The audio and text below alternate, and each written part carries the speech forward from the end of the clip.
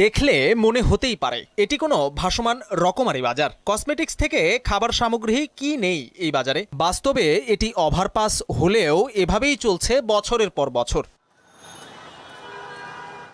ঢাকা উত্তর সিটি কর্পোরেশনের ওভারপাস রয়েছে ৬৪ আর দক্ষিণে ৩১টি। সব মিলিয়ে রাজধানীতে ফুটওভার ব্রিজের সংখ্যা ৯৫টি। এর মধ্যে দুই একটি সঠিক নিয়মে চললেও বাকিগুলোর অবস্থা যাচ্ছে তাই। কেউ মানছেন না নিয়ম নীতি, বাধ্য করতেও নেই কোনো কার্যকরী পদক্ষেপ। আমরা এই অল্প একটু জায়গা ব্যবহার করার জন্য যেটুকু স্পেস আমরা পেয়েছি সেটাও আমরা ব্যবহার করতে পারি না। এটা একটা অনাচার। সবাই আস্তে আস্তে আমরা কি করবো, আমরা সবাই দেখা দেখি আসলাম, কারণ এইভাবে তো চলে আসে, ওটা খেয়ালও করি নাই আমি। দিনে ওভারপাস পরিণত হয় শপিং মলে আর রাতে নেশাগ্রস্তদের আবাসস্থলে। অহিনকুল সংকটই ওভারব্রিজের ব্যবহারের মূল অন্তরায় বলে অভিযোগ পথচারীদের। রাত্র ৯টার পরেই পরিবেশ পরিস্থিতি ভালো না, টাকা পয়সা সাথে থাকলে নিয়ে যাইতে সমস্যা হয়। বিভিন্ন অকারেন্স যেটা ফুটওভারে বেশি হয়, এইগুলো থেকে যদি আমরা মুক্তি পাই।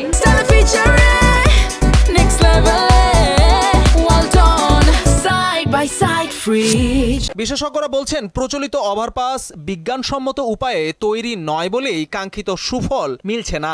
ফুটওভার ব্রিজের যে প্রশস্ততা, এটা যদি আরেকটু বাড়ানো যায় তাহলে হবে কি, ফুটওভার ব্রিজে আপনি পরিকল্পিতভাবে কিছু হকার দিতে পারবেন এবং পথচারী যারা ফুটওভার ব্রিজ তারা কিন্তু বিনা বাধায় ব্যবহার করতে হবে। রাস্তার ডিভাইডার নাগালের বাইরে করলে এ সমস্যার সমাধান মিলবে বলেও আশার কথা জানান এই পরিবহন বিশেষজ্ঞ। ডিভাইডারগুলি, সড়ক বিভাজন যেটা আছে সেটা যদি একটু পরিকল্পিতভাবে হাইটটা যদি আরেকটু বাড়ানো যায়, একই সাথে স্টিল না করে যদি কংক্রিটের করা যায়, তাহলে মানুষ কিন্তু তখন বাধ্য হবে ফুটওভার ব্রিজ ব্যবহার করতে। এমন ভোগান্তির কথা স্বীকার করে ঈদের পরেই যথাযথ ব্যবস্থা নেওয়ার কথা বললেন ডিএসসিসির প্রশাসক আব্দুস সালাম। আমরা চেষ্টা করব ঈদের পরে ব্যবসায়ী ভাইদের সাথে বসে, হকার ভাইদের সাথে বসে এটার একটা সমঝোতা করার জন্য।